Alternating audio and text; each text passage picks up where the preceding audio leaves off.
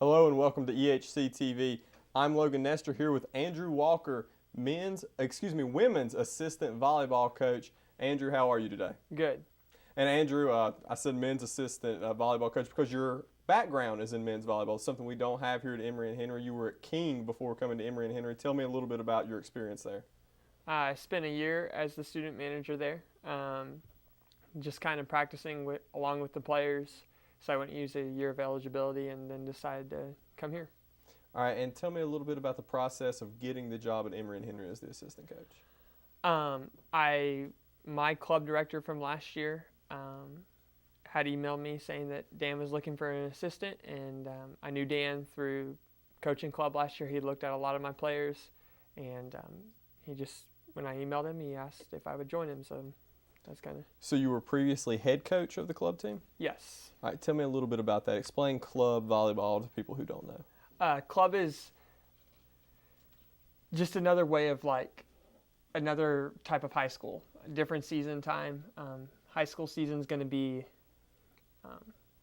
September through November, and then club starts up in January and goes all the way through the summer. All right, and how different is coaching club from coaching Division III college volleyball? Girls pay to play in club, and so most clubs say that they have to see the court. College, it's all about better player touches the court. All right, and which do you prefer? College, for sure. All right, and so you came to Emory and Henry. You have previous experience playing volleyball. There's no men's volleyball here. How different are the two games, men's volleyball and women's volleyball? Women's volleyball is a much more technical, pace-driven sport. Men's volleyball's 3 touches to the ball, it's over. Most of the time, it's either set and then it's put on the floor, or set and it's blocked on the floor, one way or the other. There's not a lot of digs to it. Okay, and now men's volleyball, are there any technical differences? Is the net higher? Are there more or less people? What's the deal there? The rotation rules are different. Girls get 15 subs. We get 6. The net's 6 inches higher, and as far as technique goes, the way guys open up or swing is a lot different to what women would swing. So do you feel that your experience with men's volleyball has changed the way that you coach women? No, I think if you try to coach a girl like you try to coach a guy or play, you'd be in trouble.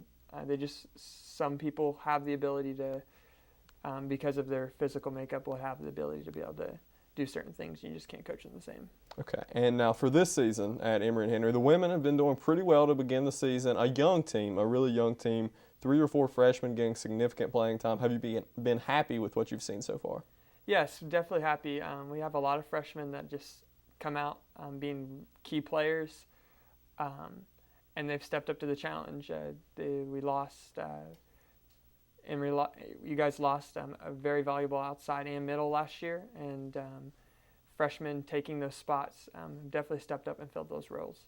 Now talk about some of the specific freshmen. Tristan Pennington is one that really comes to mind, but there are several others. Talk about some of them specifically.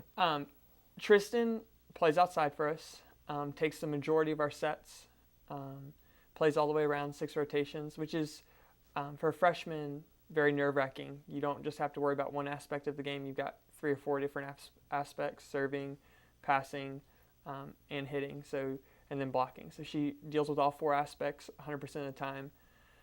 And then we got Hannah Doss, also plays outside for us, does both.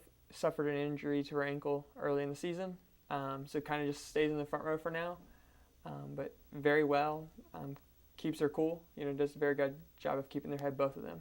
Okay, and now several returning players who have very big roles. A couple come to mind. First, Malia Neely. Talk about her. She leads the team in assists this year. She was one of the leading players in the whole conference in assists last year. Talk about what she brings.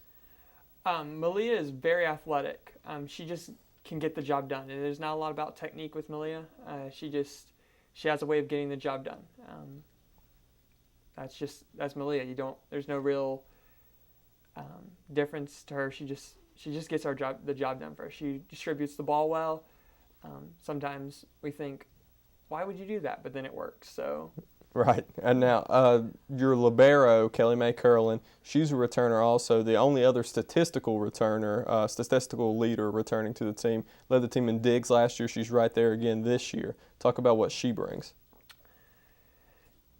Kelly's very enthusiastic, very upbeat, energetic. Uh,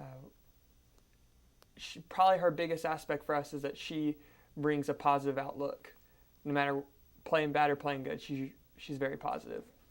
Okay, and now some of your other players, a couple hitters are back also. Nicole Tesh is back. She's a senior. Some senior leadership is going to be important on a team full of freshmen. The seniors as a whole, but specifically Nicole Tesh, because we haven't talked about her yet, what does that leadership bring? Tesh is our leader. Kelly Mae and Tesh are our captains, but Tesh is definitely the person that steps up and says, we're going to get this done, and this is how we're going to do it. So always checking in on our freshmen, making sure they're doing well in their classes, both Kelly Mae and Tesh, but they definitely take a little bit of pressure off of us. All right, now you started the season 5-0. Now you're 9-6, I believe. So it's been a little bit of a rough stretch.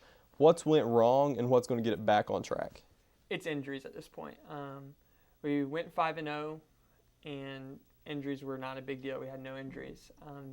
Then Hannah Doss went down. We lost the match at Holland's Invitational. And then freshman nerves started kicking in, realizing they could lose. Malia Neely went down at the Emory Invitational. So even more freshman nerves, lost their setter, and they just started to freak out a little bit. So it's going to take them just realizing it doesn't matter who's on the court. You just have to play your game and hope that they can play theirs. And unless the wheels fall off right now, Emory and Henry Volleyball is on its way to its third straight winning season under Coach Klotfelter. What has been able to make this program so successful over that same time period when so many other teams at Emory and Henry have struggled? Dan does a great job of individually coaching every girl. There's so many different personalities on our team, and he can look at every one of them and tell you how to interact and how to motivate each individual one of them. All right, great. Thanks, Andrew. That was the sports interview for EHCtv. We'll catch you next week.